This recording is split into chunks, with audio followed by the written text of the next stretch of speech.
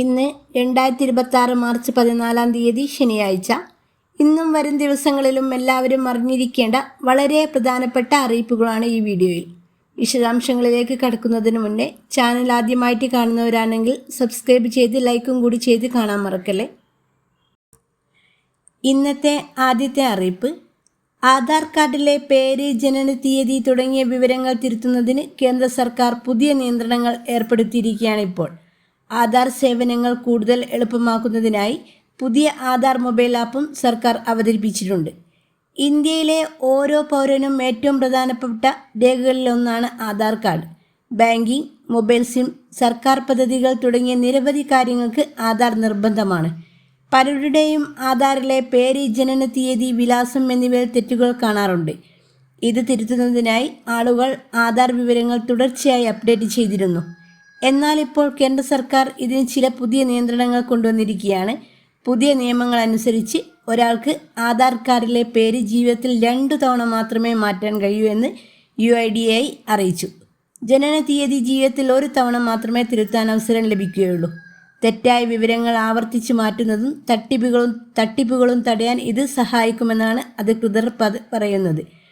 എന്നാൽ വിലാസം മാറ്റുന്നതിന് നിലവിൽ പരിധിയില്ല. ആവശ്യമുള്ളപ്പോഴെല്ലാം തന്നെ വിലാസം പുതുക്കാവുന്നതാണ്.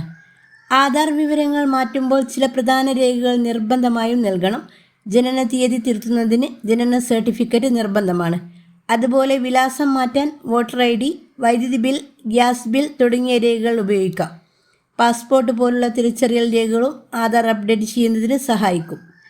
ജോലി സംബന്ധമായ സ്ഥലം മാറി താമസിക്കുന്നവർക്ക് വിലാസം മാറ്റാനുള്ള സൗകര്യം വളരെ പ്രധാനമാണ്. ആധാർ സേവനങ്ങൾ എളുപ്പത്തിൽ ഉപയോഗിക്കാൻ കേന്ദ്ര സർക്കാർ പുതിയ ആധാർ മൊബൈൽ ആപ്പ് പുറത്തിറക്കിയിട്ടുണ്ട്. ഈ ആപ്പ് ഉപയോഗിച്ചും വീട്ടിലിരുന്ന് തന്നെ ചില ആധാർ സേവനങ്ങൾ നേടാം. മൊബൈൽ നമ്പർ, പേര്, വിലാസം തുടങ്ങിയവ പുതുക്കാൻ ഇനി ആധാർ കേന്ദ്രങ്ങളിൽ പോയി ക്യൂ നിൽക്കേണ്ട ആവശ്യം കുറഞ്ഞു. ഇത് ജനങ്ങളുടെ സമയം ലാഭിക്കാനും സേവനങ്ങൾ വേഗത്തിൽ നേടാനും സഹായിക്കും.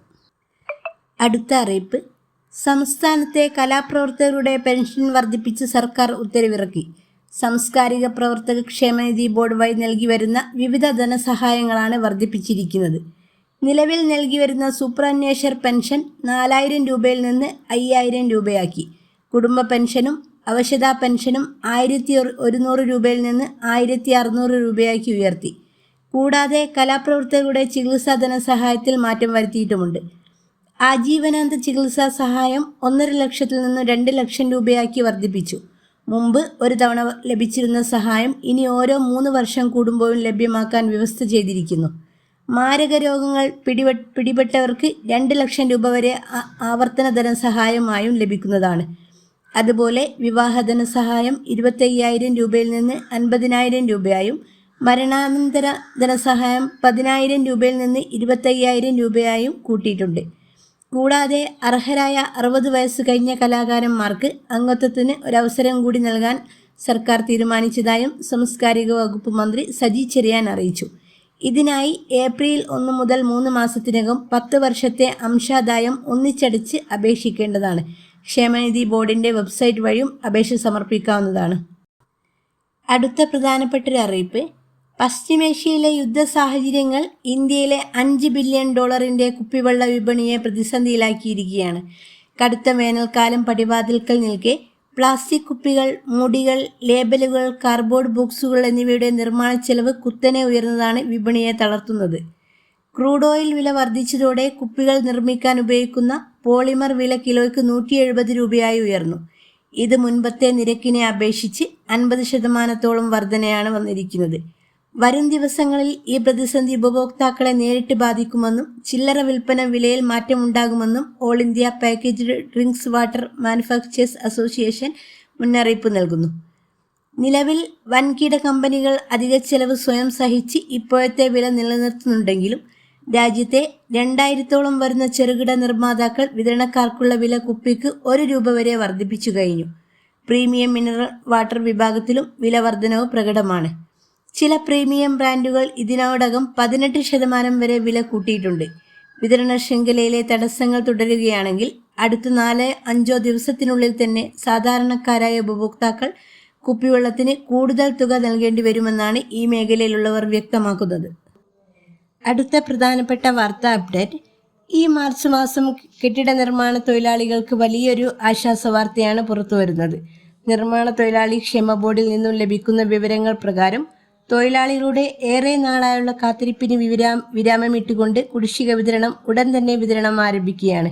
ഏകദേശം 18 മാസത്തെ കുടിശ്ശികയിൽ പകുതിയോളം ഇപ്പോൾ വിതരണം ചെയ്യാൻ തീരുമാനിച്ചിരിക്കുന്നു. അതായത് ഒരാൾക്ക് ശരാശരി 10,000 രൂപ മുതൽ 15,000 രൂപ വരെ ലഭിക്കും. തുകയുടെ വിതരണ ഡേറ്റ് ഔദ്യോഗികമായിട്ട് പ്രഖ്യാപിച്ചിട്ടില്ലെങ്കിലും കുറഞ്ഞത് 8 ഗഡുക്കളെങ്കിലും ഈ ഘട്ടത്തിൽ ലഭിക്കുമെന്ന സൂചനയാണ് വന്നുകൊണ്ടിരിക്കുന്നത്. അടുത്ത അറിയിപ്പ്. മാർച്ച് മാസത്തിലെ സാമൂഹ്യ സുരക്ഷാ ക്ഷേമനിധി പെൻഷൻ വിതരണം 2 മാസത്തേത് ഒരുമിച്ച് പ്രഖ്യാപിക്കുവാൻ സാധ്യതയുണ്ട്.